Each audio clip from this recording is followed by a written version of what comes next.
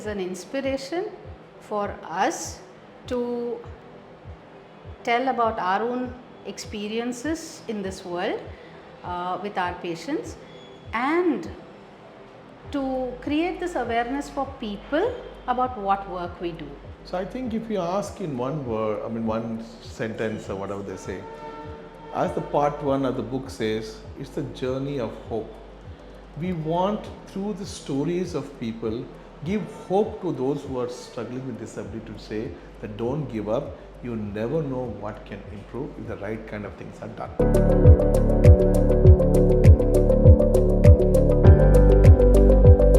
So somehow I always felt right from my childhood that my mother used to tell me stories, and so life was all about storytelling, and with every story, like the Panchatantra, there used to be a moral of the story. And I would actually capture my patient's journey as a student as stories. And when I would tell that in many of the gatherings of families and friends, people would always tell me, you have such a nice way of putting these things, why don't you should write a book? Like that coma, somebody wrote this, Robin Cook wrote a book, this neurosurgeon wrote a book, and things like this. And I said, I don't already have no time. So I thought once I retire and I have nothing else to do, I'm unemployed, I would write this book. But then I realized that I need to write it now, because there were so many people, even educated people in metropolitan cities, who have access to 5G and YouTube and Google and everything else, still reaching us so late because they have given up, because many people around them said, this is it, nothing more can be done. That's why we felt that we should write this book, so that we can spread this journey of hope, and the hope for the hopeless. So for the dependent to become independent, this is a journey of hope and possibility.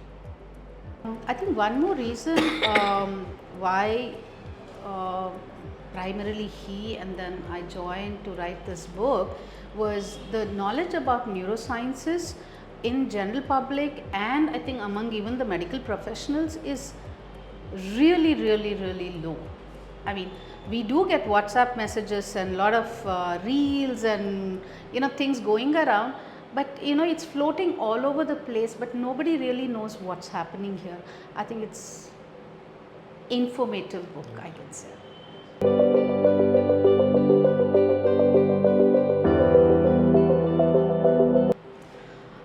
Who should read the book? I think, like I said earlier, it is more of information. So doctors could read the book, patients could read the book who can understand, the caregivers can read the book, students can read the book, the medical students, or just anybody who wants to understand a little more about neuroscience can read the book, because you obviously end up finding, even if you're not in medicine, you don't have a difficulty, your family is blessed, your neighbor might need information. So for that reason you might want to read a book, because by the end of the day you are giving this information out to somebody who needs help. So I think that's why everybody who can read should read this book. I have something to add here. I think, very simply put, anybody who has a brain and uses it, and has people around them who has a brain and using it, and worried that if the brain stops working even 5-10%, what is going to happen, should read this book. Perfect.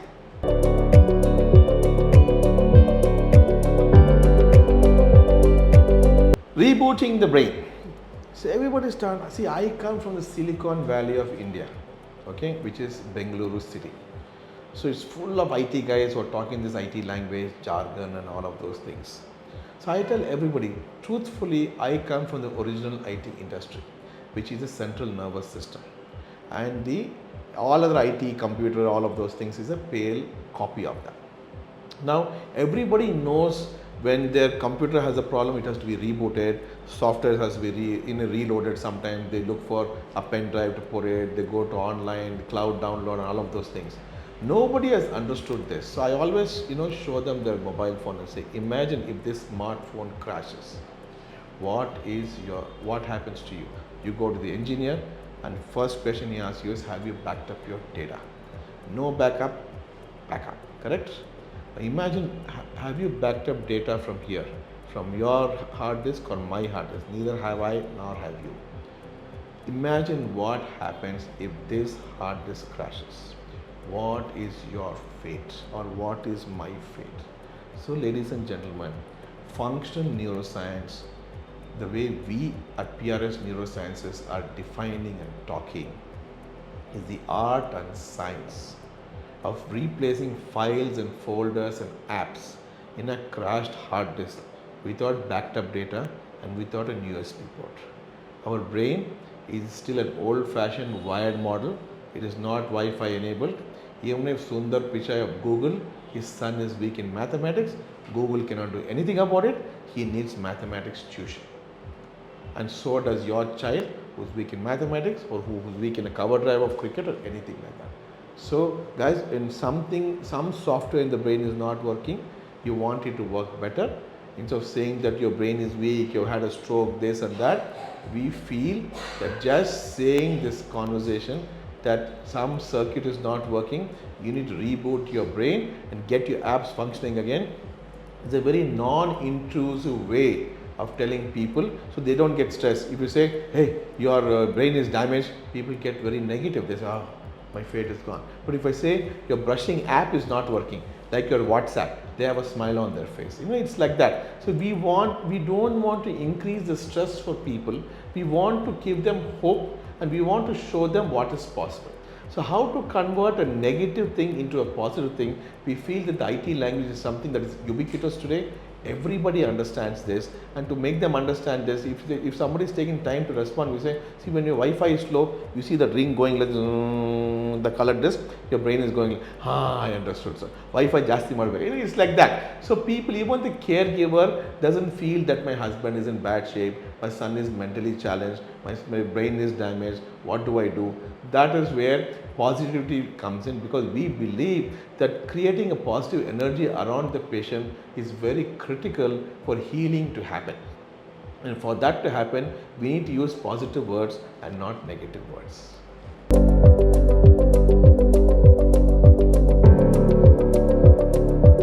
Very simple. How to read this book? Chapter 1 to chapter end of the chapter, as good as that. But yes, each chapter I think is like a book. So the person can choose to read one chapter at a time and give a gap, maybe take rest, and then, because the book is intense, somebody who's a voracious reader can read the whole book at a shot. But yes, one page at a time I think is a little too less. So one chapter at a time makes more sense. So I believe that this is not a storybook. So it doesn't have to read from first page to the last page. Any chapter that is of interest for you because of your circumstance. Let us say your father has had a stroke.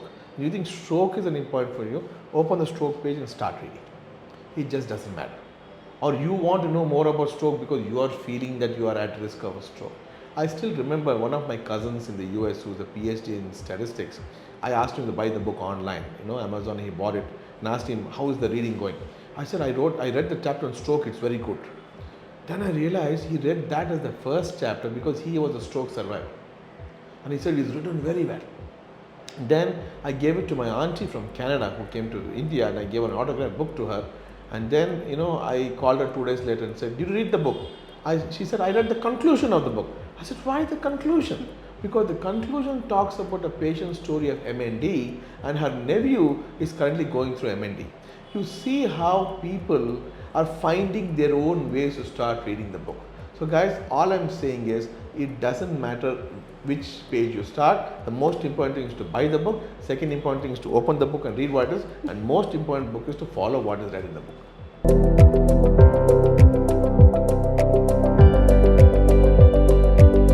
So the first takeaway is hope. If there's one message you get from this book, it is called hope. Because you will see people from hopeless situations who got back to their life. Lot of stories are there. You see, we have intentionally written stories at the beginning of every chapter and all through the chapters. And if you read in between, there are a lot of chapters where people died, people did this because they did certain things wrong. The second most important thing is what not to do to protect, or what to do correctly to protect your brain from getting damaged, which means wearing a helmet, ISS certified helmet with a buckle every time you go out on a two-wheeler, wearing your seat belt, the safety measures, taking care of BP, cholesterol, diabetes, all of those things. That is the second protection most important thing. And the third more important thing is no tablet swallowing is going to solve any disability problem related to the nervous system.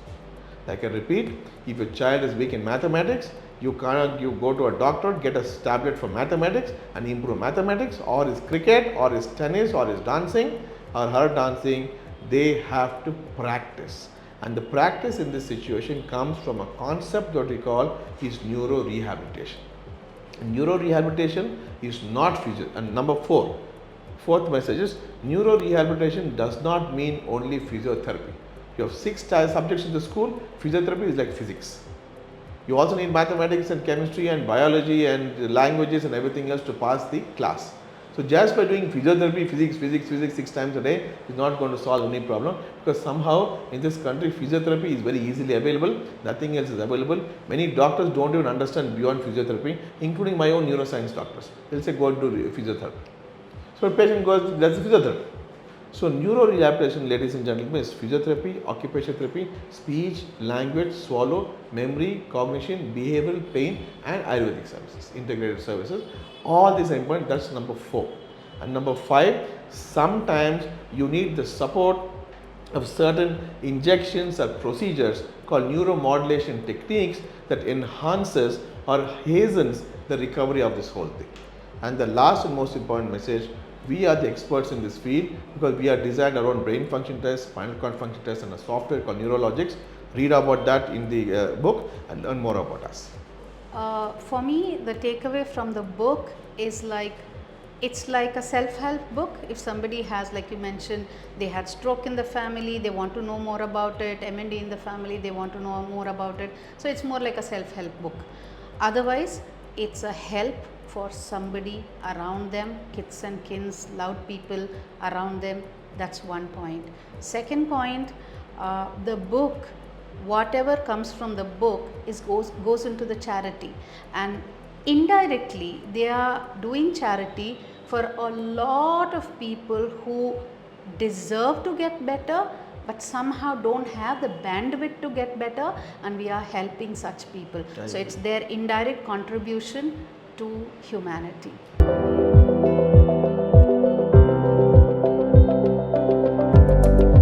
So let me ask the reader back a question. Imagine you are very hungry right now, really hungry, desperately hungry, and in front of you are 2 plates.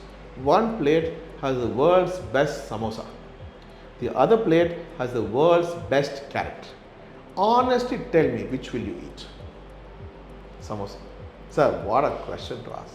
Correct? I agree. Which is good for health? Sir, carrot, sir.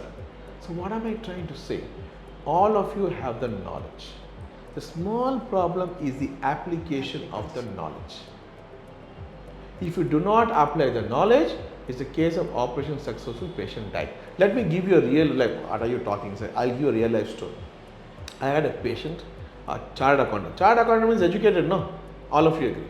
Living in Bangalore city, not in some village. Living literally in my area of Bangalore city, which is one of the poshest area of Bangalore.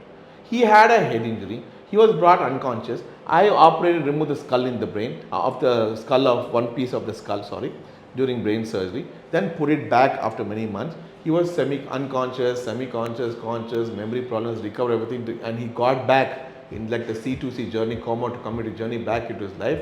And I see him even now near our house riding his scooter without a helmet.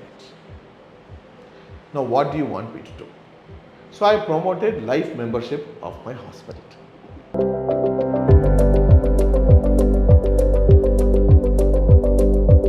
Me as an author, I actually never in my life thought I would write any book. Author is a very something which I couldn't even imagine. But yes, I knew the stories because these patients were ours. I had the experience. I only was told narrate the story as it is. So to say what has happened was not difficult at all. So and that's what I have done, and that came in the print media, and that became a book, and that's how I became co-author. Very simple. See, we are childhood sweethearts. We were going around from first MBBS together from Bangalore Medical College. So there's very little that we have done separately. We have chosen to do everything together. So it was but natural that when I chose to write the book, whether she liked it or not, she had to contribute something to the book. That's what I told her. Because I knew that she had so much to contribute, but she said, I can't try it and all of those things. I said, doesn't matter.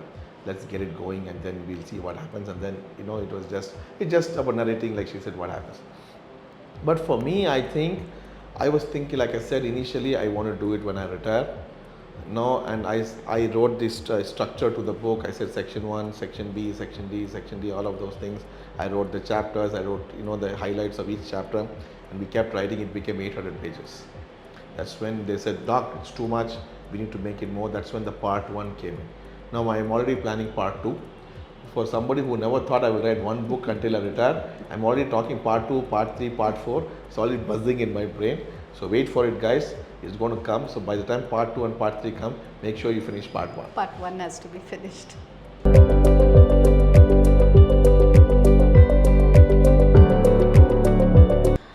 Anybody who's reading the book would like to reach out to us, very simple. You can go on to the back of the book. The website is available, contact details are available. You can go online, look for us. We have a YouTube channel, so you could reach out to us any which way which is possible. We are very kind of omnipresent in the social media, I guess. So it's not difficult to reach out to us at all. You have to look for us as PRS Neurosciences. Yes. That's what it is, more than looking for each of us personally, not that you should not. And if you go to our YouTube channel, don't forget to see 2 things of all the 1,000+ videos that we have. One is a documentary with the same name called Rebooting the Brain, which is a real life story. And, like I said, we have had a fantastic journey together, and we have made a web series on our own work. So, when people get damaged, brain gets damaged, they say, no, beja is fried. All of you have heard this. So, what are we doing? We are unfrying the beja, correct? Because we are getting patients' brain back. So, we have made a web series called Beja Unfry. So, you must see it, 6 episodes, binge watch it, you'll love it.